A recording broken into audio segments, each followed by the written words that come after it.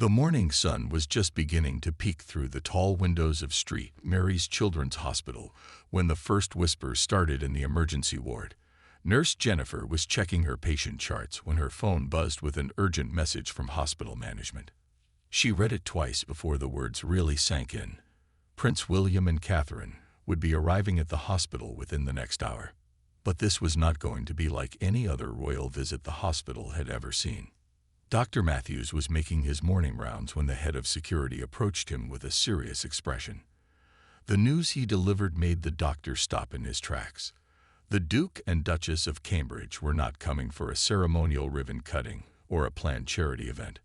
Their young son had been rushed to this very hospital during the night after a terrible accident at his school. The accident had happened during an afternoon sports activity. The young prince had been playing with his classmates when he fell badly and hit his head. The school had immediately called for an ambulance and contacted his parents. William and Catherine had followed the ambulance to the hospital, their hearts pounding with fear that only parents can understand. Throughout the night, they had stayed by their son's bedside as doctors ran tests and prepared for emergency surgery. The little boy needed an operation to relieve pressure on his brain. It was serious, and the outcome was uncertain. The royal couple had shed their public personas completely, becoming simply a mother and father facing every parent's worst nightmare. Hospital staff began preparing for their arrival, but the instructions were very different from usual royal protocols. There would be no red carpets, no formal reception lines, and no ceremonial presentations. The security team explained that William and Catherine were coming as worried parents, not as public figures. They needed privacy, quiet, and space to focus entirely on their child. The children's ward became a hive of quiet activity as nurses and doctors prepared for the unusual situation.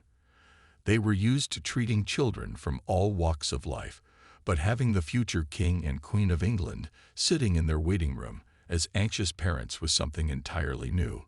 The staff received clear instructions to treat them with respect, but also with the normal care they would give any family in crisis. Word began to spread quietly through the hospital corridors. Maintenance workers, kitchen staff, and administrators all heard the news. Their reactions were not of excitement about meeting celebrities, but of genuine sympathy for two parents going through an unimaginable ordeal. Many of the hospital workers were parents themselves and could easily imagine the terror William and Catherine must be feeling. The other families in the children's ward had no idea what was about to happen. Their own children were fighting various illnesses and conditions, and the parents were dealing with their own fears and challenges.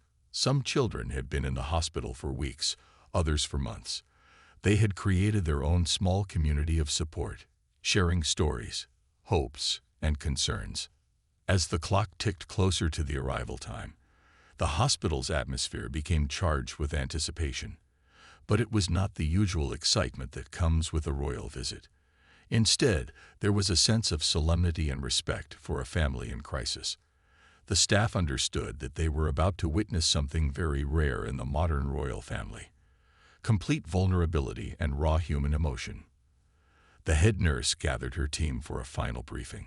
She reminded them that while they should maintain their professional standards, they should also remember that William and Catherine were first and foremost worried parents who needed support and understanding. The usual formalities would be set aside in favor of genuine human compassion. Security personnel took their positions throughout the hospital, but their instructions were clear: maintain a respectful distance and allow the family as much privacy as possible during this difficult time. The royal protection officers understood that this was not a public event, but a private family crisis that required sensitivity and discretion. As the minutes passed, everyone in the hospital prepared themselves for what would become one of the most emotionally charged and authentic royal encounters in recent memory. The small waiting room on the third floor had never felt so cramped or so important. William sat in one of the uncomfortable plastic chairs that seemed to be standard in every hospital around the world. His usually perfect posture was gone, replaced by the hunched shoulders of a man carrying an impossible weight. His hands were clasped tightly together, his knuckles white from the pressure. Catherine sat across from him, her own chair pulled close enough that their knees almost touched. She held a paper cup filled with tea that had gone cold hours ago. The liquid remained untouched, but her hands needed something to hold onto. Her usually styled hair was pulled back in a simple ponytail, and her face was free of makeup. The careful public image that the world knew was completely absent. The room was painfully quiet except for the distant sounds of the hospital. Footsteps echoed in the hallway outside, medical equipment beeped somewhere nearby, and occasionally they could hear muffled conversations between doctors and nurses. Every sound made them both look toward the door, hoping for news about their son. William stood up suddenly and began pacing the small space. 3 steps to the window, turn around. 3 steps to the door, turn around again. His movement was restless and desperate, the actions of a man who needed to do something but had nothing he could actually do. Catherine watched him with understanding eyes. She wanted to pace too, but her legs felt too weak to support her. They had been in this room for 6 hours now. 6 hours of waiting, worrying, and trying not to imagine the worst possible outcomes. The surgery had started before dawn, and now the morning sun was streaming through the single window, creating patterns on the worn carpet that neither of them really saw. Catherine finally spoke, her voice barely above a whisper. She talked about the bedtime story she had read to their son just 2 nights before. It was about a brave little knight who went on adventures and always came home safely to his family. The irony of that story now felt almost cruel. William stopped pacing and sat down beside her, taking her free hand in both of his. They began sharing memories that felt both precious and painful. William remembered teaching their boy to ride his first bicycle in the palace gardens. How proud and excited the little boy had been when he finally managed to pedal without help. Catherine smiled through her tears as she recalled their son's obsession with dinosaurs and how he could name every species he had learned about. The weight of their royal duties felt meaningless in this moment. All the state dinners, official ceremonies, and public appearances seemed like elaborate games compared to the real fear they were experiencing now. William thought about all the times he had worried about protocol and proper behavior, and how none of that mattered when your child was fighting for their life just down the hallway. Catherine stood up and walked to the window, looking out at the city below. People were going about their normal daily routines, completely unaware that 2 of the most recognizable people in the country were sitting in a hospital room, feeling more helpless than they had ever felt in their lives. She wondered if any of those people walking on the street below were also parents, and if they truly understood how quickly everything that mattered could be threatened. A soft knock on the door made them both freeze. William stood up immediately, his heart racing. Catherine turned from the window, her breathing shallow. They looked at each other for a moment, both afraid of what news might be waiting on the other side of that door. William walked over and slowly turned the handle, preparing himself for whatever news would change their lives forever. The royal couple who had trained their entire lives to handle public pressure and national responsibilities discovered that nothing had prepared them for this moment of pure parental vulnerability. The person behind the door was Sarah, a young nurse with kind eyes and a gentle smile. She had volunteered to be the one to update the royal couple because she understood how terrifying this wait must be for them. Sarah had been working in the children's ward for 5 years, and she had delivered both good news and bad news to countless parents. She knew that the way she spoke and the expression on her face would be remembered forever by these 2 worried people. Sarah stepped into the small waiting room and immediately noticed how different William and Catherine looked from their usual public appearances. Their clothes were wrinkled from a long night of worry. Catherine's eyes were red from crying, and William's face showed exhaustion that no amount of royal training could hide. They both stood up quickly when Sarah entered, their bodies tense with anticipation. The nurse spoke in a calm, reassuring voice that she had perfected over years of working with frightened families. The surgery was going very well, she explained. The doctors had successfully relieved the pressure on their son's brain, and all of his vital signs were strong and steady. The little boy was responding exactly as they had hoped he would. William felt his knees go weak with relief, and Catherine had to sit down quickly as tears of gratitude filled her eyes. But Sarah had more to share with them. While she was walking through the children's ward earlier that morning, she had overheard several young patients talking excitedly about something they had seen on social media. Word had somehow leaked that Prince William and Catherine were at the hospital, though thankfully no one knew the real reason for their visit. The children in the ward were buzzing with excitement about the possibility of meeting real royalty. Sarah explained that these children had been fighting their own serious battles for weeks and months. Some were dealing with cancer, others with rare diseases that kept them hospitalized for long periods. Their days were filled with medical procedures, treatments, and the kind of uncertainty that no child should have to face. The idea of meeting a prince and princess had given them something wonderful to look forward to during what were otherwise very difficult days.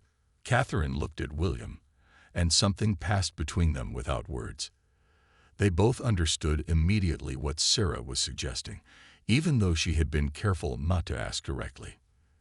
These other children and their families were going through experiences very similar to what William and Catherine were facing right now.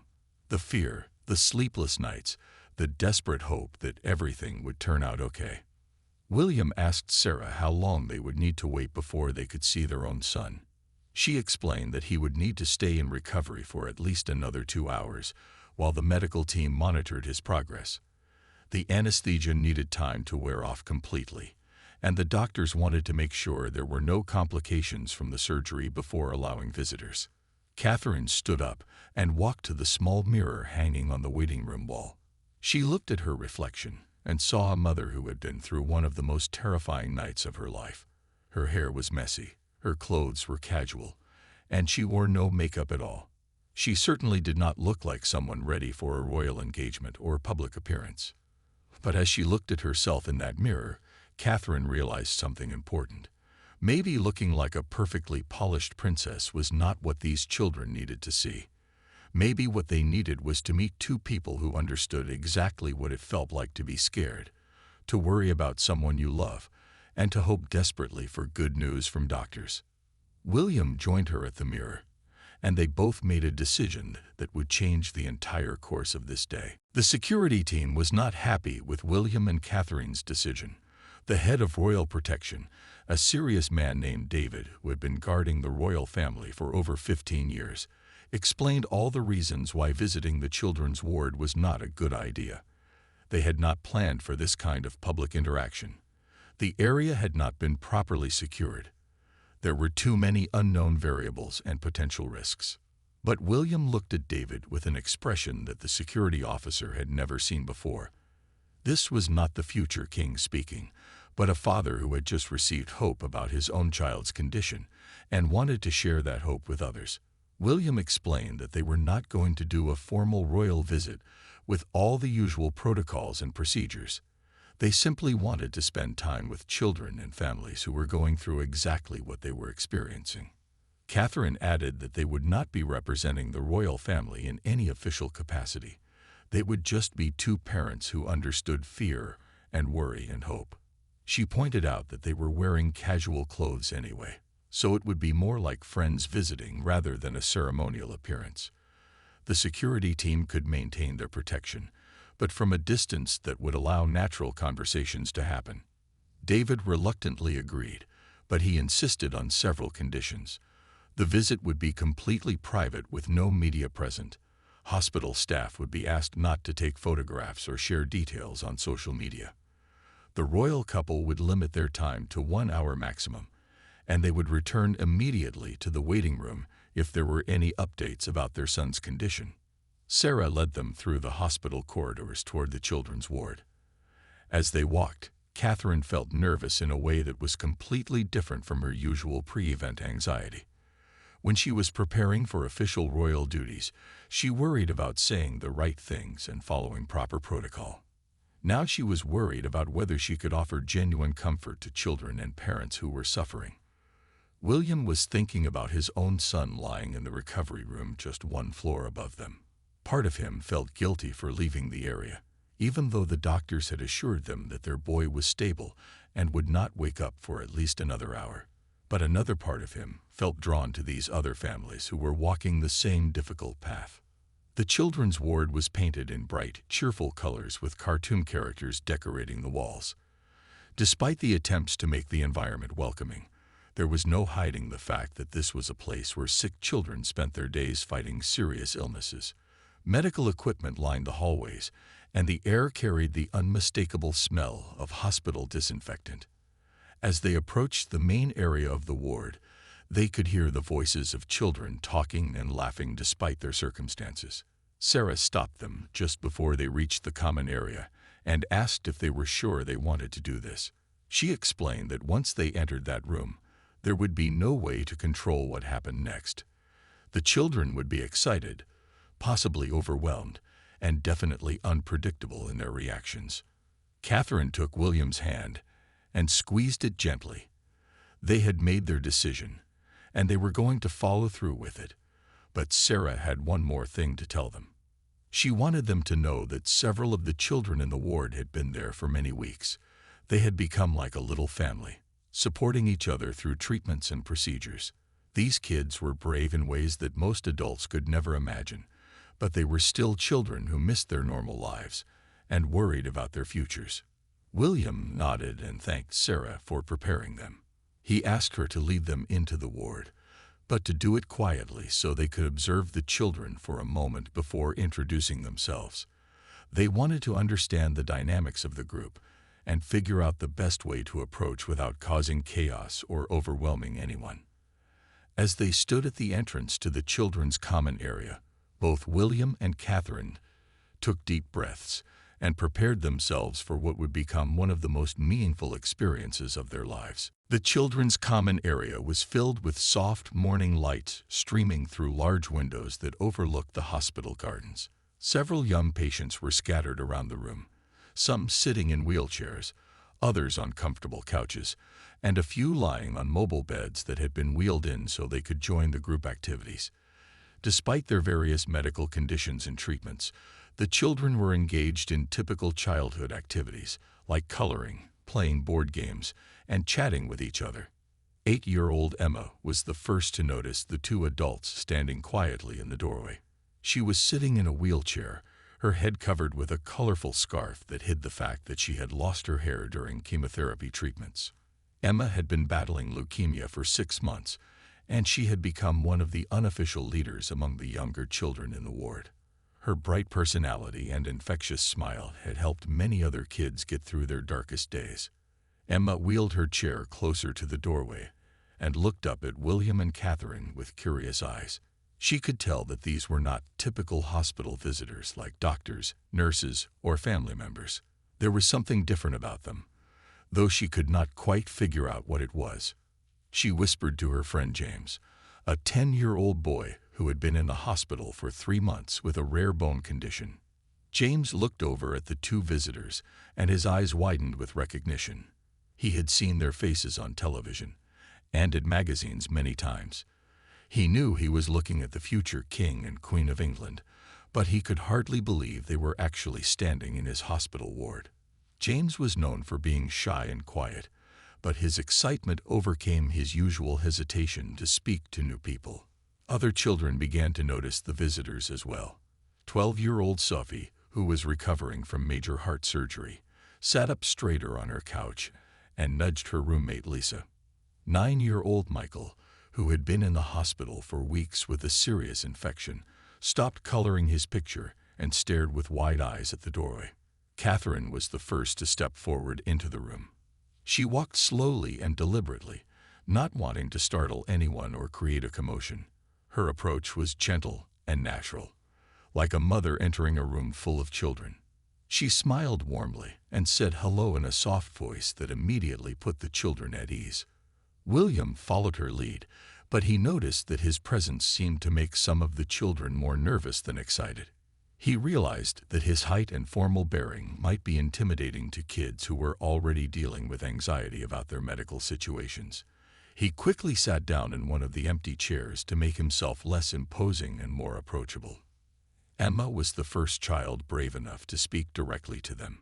She asked Catherine if she was really a princess, and Catherine laughed gently and said that technically she was, but that titles did not matter very much when you were visiting friends. Emma then asked the question that would set the tone for everything that followed. She wanted to know if Catherine was scared too, because Emma was scared a lot of the time. The honesty and directness of the question caught Catherine completely off guard. She had been prepared for excitement, curiosity, maybe even some shyness from the children. But she had not expected such a deep and personal question from an 8-year-old girl. Catherine knelt down beside Emma's wheelchair so they could look directly into each other's eyes. Catherine answered with complete truthfulness. Yes, she was scared too. She was very scared because someone she loved very much was sick and needed help from the doctors. Being scared meant that you cared deeply about someone precious to you. Fear was not something to be ashamed of, but rather proof of how much love you carried in your heart. The simple exchange between Catherine and Emma seemed to break down all the barriers in the room. The other children moved closer, no longer treating William and Catherine like distant celebrities, but like two people who might actually understand what they were all going through together. What happened next surprised everyone in the room, including William and Catherine themselves. Instead of the usual royal conversation about hobbies and school subjects, they found themselves talking about the real things that mattered to children facing serious illnesses. The kids wanted to know about fear, about missing home, about wondering if everything would be okay. James, the quiet 10-year-old boy, asked William if he ever felt helpless when someone he loved was hurt.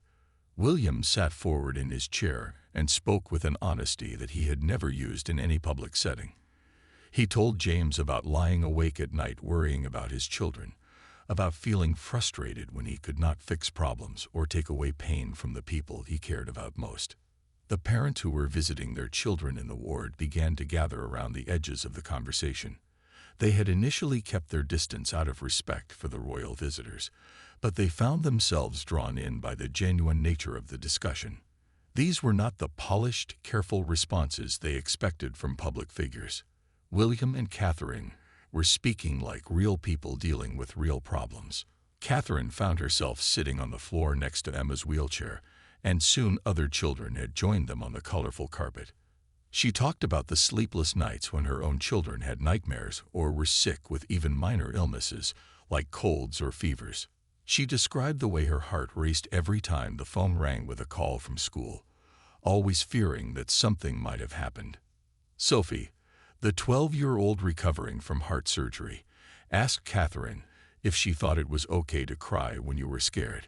Catherine's eyes filled with tears as she answered that crying was one of the most natural and healthy things a person could do. She admitted that she had cried many times during the past 24 hours and that tears were simply another way of showing love and concern. William joined the circle on the floor, his expensive shoes forgotten as he crossed his legs and made himself comfortable among the children. Michael, the 9-year-old with the serious infection, crawled closer to William and asked if being a prince meant that he never got scared about anything. William laughed and shook his head, explaining that being royal did not make him any different from other fathers who worried about their families. The conversation began to include the parents who were watching from nearby chairs and hospital beds. William asked one mother how she managed to stay strong for her daughter during months of treatment. The woman, initially nervous about speaking to royalty, found herself opening up about the exhaustion, the financial stress, and the way her marriage had been affected by their child's illness. Catherine listened as another father described the guilt he felt about not being able to protect his son from pain and uncertainty. She nodded with understanding and shared her own feelings of helplessness when faced with situations beyond her control. The formal barriers between royalty and subjects seemed to dissolve completely as they connected on the most basic human level. Lisa, Emma's roommate, had been quietly listening to all the conversations. She was only 7 years old, but her illness had made her wise beyond her years. She asked Catherine and William if they thought that sick children were braver than healthy children. The question created a moment of thoughtful silence in the room. William answered carefully, explaining that bravery was not about not being afraid, but about continuing to face each day, even when you were scared. He looked around the room at all the children and told them that they were some of the bravest people he had ever met. Every day they woke up and faced treatments, procedures, and uncertainty with courage that most adults could never imagine. The atmosphere in the children's ward had transformed completely. What had started as an impromptu royal visit had become something much more meaningful. It had become a gathering of people who understood each other's struggles and could offer genuine support and encouragement. Word about the extraordinary scene in the children's ward began to spread throughout the hospital in the most organic way possible. It was not spreading through official announcements or social media posts, but through the quiet conversations of hospital staff who witnessed something they had never seen before. Nurses finished their rounds and whispered to colleagues about the future king and queen sitting on the floor with sick children, having real conversations about fear and hope. Dr. Matthews, the head of pediatrics, had initially planned to make a brief courtesy visit to meet the royal couple. He expected to find them in a formal receiving line, shaking hands and making polite conversation while photographers captured the moment. Instead, he discovered William helping a young boy work on a puzzle while Catherine read a story to 3 children who had gathered around her on a hospital bed. The doctor stood in the doorway for several minutes, simply watching the natural interactions taking place.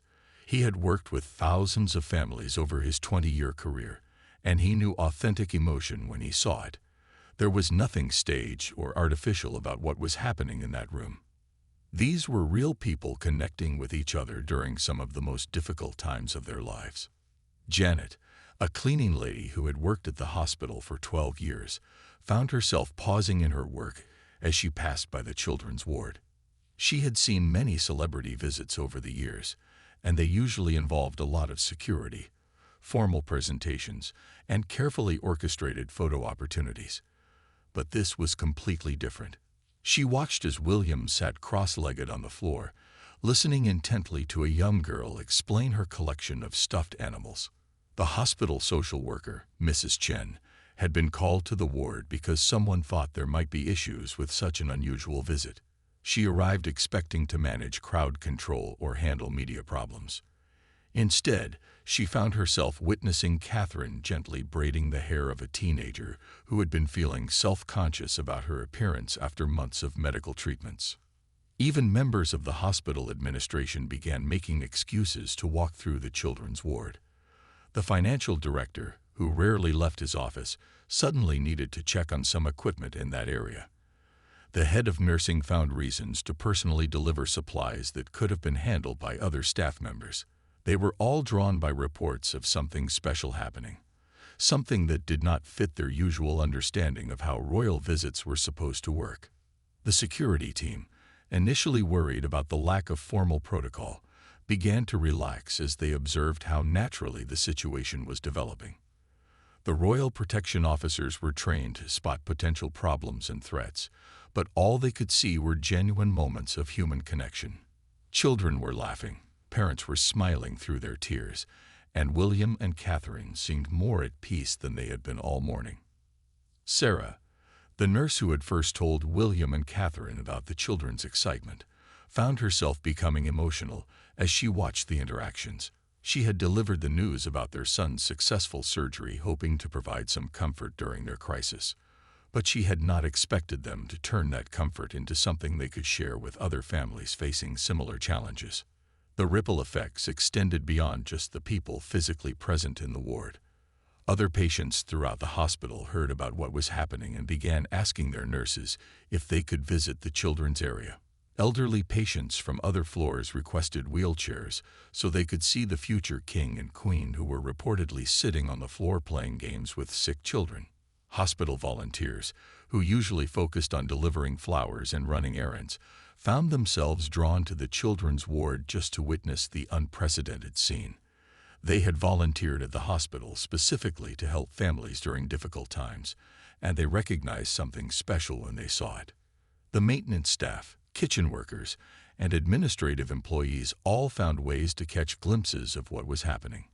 They were not motivated by celebrity curiosity, but by something deeper. They were witnessing leadership that was defined not by authority or ceremony, but by genuine compassion and the willingness to be vulnerable with people who were suffering. By the time an hour had passed, nearly everyone who worked in the hospital had heard about the remarkable visit taking place in the children's ward, and many had found ways to see it for themselves. Catherine was helping Emma color a picture of a castle when William's phone buzzed with the call they had been waiting for all morning. The sound cut through the gentle conversations and laughter that had filled the children's ward for the past hour. Every person in the room, both children and adults, seemed to sense the importance of that moment. The comfortable atmosphere suddenly became tense with anticipation. William stepped away from the circle of children and answered the phone with a quiet hello. Catherine continued coloring, but her hand had stopped moving across the paper. Emma looked up at her and saw the worry return to Catherine's face. The young girl had become expert at reading the expressions of anxious adults during her months in the hospital. The voice on the other end of the phone belonged to Dr. Richardson, the surgeon who had been operating on their son. William listened carefully to every word, his face showing no emotion that might alarm the children who were watching him.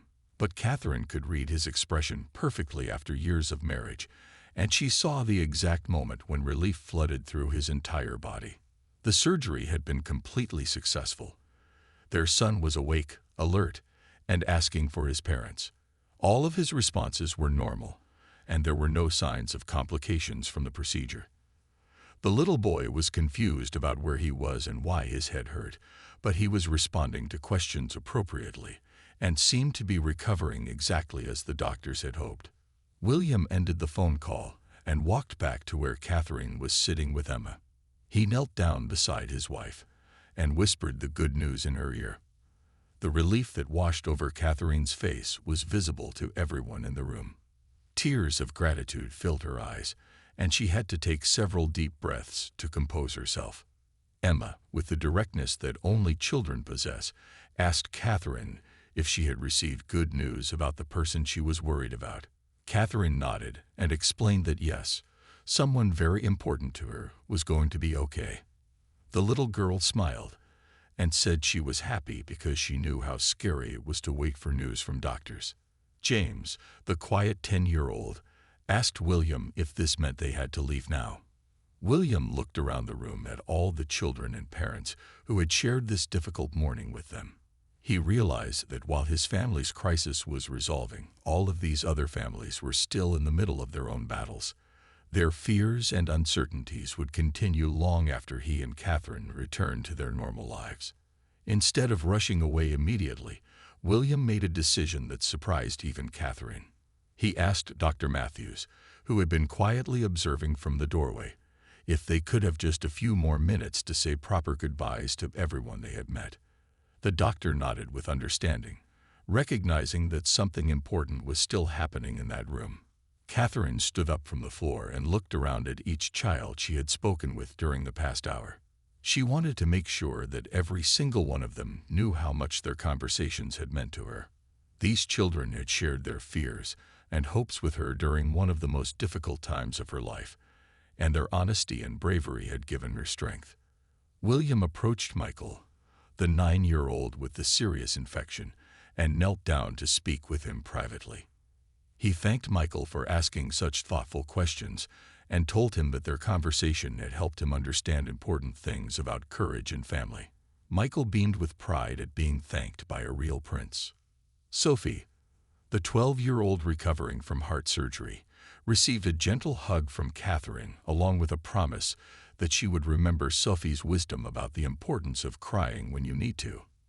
Lisa, Emma's 7-year-old roommate, was told by William that her question about bravery had been one of the smartest questions anyone had ever asked him. The parents in the room also received personal attention from William and Catherine.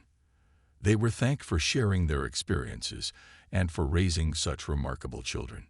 Several of the mothers found themselves crying as they realized that the future Queen of England had listened to their struggles with genuine understanding and compassion. As William and Catherine prepared to leave the children's ward, they made a promise that would surprise everyone in the room. The promise that William and Catherine made as they prepared to leave was simple but profound. They would return to visit again, not as part of any official royal duty or public relations event, but as friends who understood the journey these families were traveling. They asked Sarah to please let them know how each child was progressing with their treatments, and they left their personal contact information so the families could reach them if needed. As William and Catherine finally made their way toward the elevator that would take them to their son's recovery room, they left behind a children's ward that had been completely transformed. The change was not in the physical space, which looked exactly the same as it had that morning. The transformation was in the hearts and minds of everyone who had witnessed what had just taken place. Emma wheeled her chair to the window and watched as the royal couple walked across the hospital courtyard toward another building. She turned to her friend James and said that she felt different somehow, like something important had happened that she would remember for the rest of her life. James nodded in agreement, understanding exactly what she meant, even though he could not put it into words. The parents who had been present during the visit found themselves staying longer than usual that day. They gathered in small groups, continuing conversations that had been started during the remarkable hour they had just shared. Mrs. Peterson, whose daughter had been in treatment for 4 months, said she felt less alone than she had since their ordeal began. She had connected with other parents who truly understood her fears and exhaustion. Dr. Matthews called an impromptu meeting with his medical staff to discuss what they had observed. He wanted to understand how they could incorporate some of the genuine connection and emotional honesty they had witnessed into their regular patient care. The medical professionals realized they had learned something valuable about the healing power of authentic human relationships. Sarah, the nurse who had made the initial introduction, found herself thinking about her approach to patient care. She had always been compassionate and professional, but she wondered if she had been holding back too much of her own humanity in her interactions with families. The royal couple had shown her that vulnerability and honesty could be powerful tools for helping people feel less alone. Throughout the following days, the children in the ward talked constantly about their morning with William and Catherine, but their conversations were not about meeting famous people or royalty. Instead, they focused on feeling understood by adults who had been honest about their own fears and struggles. Emma told her parents during their next visit that she felt braver knowing that even princes and princesses got scared sometimes. The story of what had happened in the children's ward began to spread beyond the hospital, but not through official channels or media reports. It spread through the personal networks of the families and staff who had been present. They shared it as an example of leadership that was defined by compassion rather than authority, and humanity rather than ceremony. Hospital administrators noticed a change in the atmosphere throughout the entire facility in the weeks that followed. Staff members seemed more willing to spend extra time with worried families.